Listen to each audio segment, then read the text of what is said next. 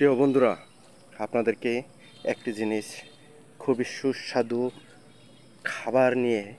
খাবারের একটা জিনিস নিয়ে চলে আসলাম। এই যে দেখতে পাচ্ছেন বাঁশ।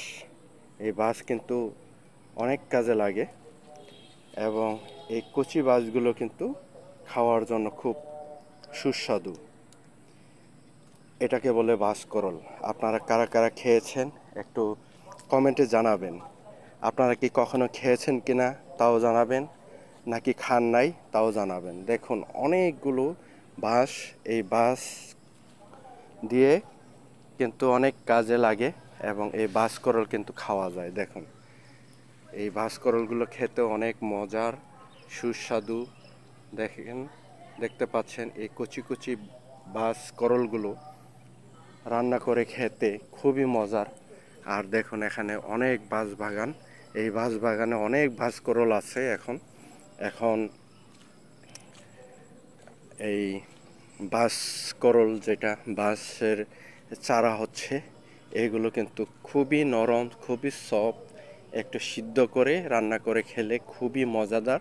ভিতরের অংশ সাদা সাদা, এটা খাওয়া যায় এবং আমরা খেয়েছি। অনেকেই খায় এই বাঁশকরলগুলো। দেখুন অনেক বাঁশকরল এখানে, অনেক অনেক। কিন্তু এই বাঁশকরলগুলো অন্যজনের, এর কারণে এটাকে এখন খাওয়া যাবে না বা এটা নেওয়াও যাবে না। এটা জাস্ট খালি আপনাদেরকে ভিডিও করে দেখানোর জন্য আমি এই বাঁশবাগানে আসছি, বাঁশঝাড়ে। দেখুন এখানে ছোট ছোট এই যে বাঁশের চারাগুলো দেখতে পাচ্ছেন। এই বাঁশের চারাগুলো উপরের অংশ ফেলে দিয়ে, যেটা নরম সফট, সেটাকে কুচি কুচি করে কেটে সিদ্ধ করে তারপরে রান্না করে খাওয়া হয়। এটা খেতে কিন্তু খুবই সুস্বাদু প্রাকৃতিক খাবার। এইগুলো কিন্তু যখন অভাব অনটনে মানুষ থাকে তখন এইগুলো খেয়ে জীবন আর কি না, জীবন বাঁচানো যায় আর কি না। যাই হোক প্রিয় বন্ধুরা, আপনাদেরকে তো দেখালাম। দেখুন কত বাঁশঝাড়, অনেক বড় বাঁশঝাড় এবং বাঁশবাগান। এই বাঁশবাগানে অনেক বাঁশকরল হয়, অনেক বাঁশের চারা হয়।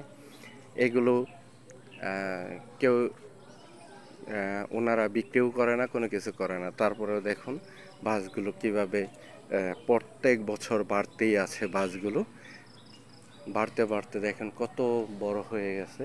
মাঝখানে এই যে বাঁশ জারটা দেখতে পাচ্ছেন, এই বাঁশটা জারে এই কারেন্টের তারের সঙ্গে লেগে আগুন লেগে গেছিলো, ওইটা কেটে ফেলা হয়েছে। দীর্ঘ 2 দিন কারেন্ট ছিল না, এই যে তার কারণে এই বাঁশ জারটা কেটে ফেলা হয়েছে। যাই হোক, যাদের বাঁশ জার তারা ধনী মানুষ, তারা এমনিই চলতে পারে, তাই বাঁশগুলো বিক্রি করে না। আমার কিন্তু খুব লোভ হচ্ছে এই বাঁশটা খাওয়ার জন্য, কিন্তু খেতে পারবো না এবং নিতে পারবো না অন্যজনের। ঠিক আছে প্রিয় বন্ধুরা, আজকের মতো এখানেই বিদায় নিলাম। সেই পর্যন্ত আপনারা ভালো থাকবেন, সুস্থ থাকবেন। খুদা হাফেজ।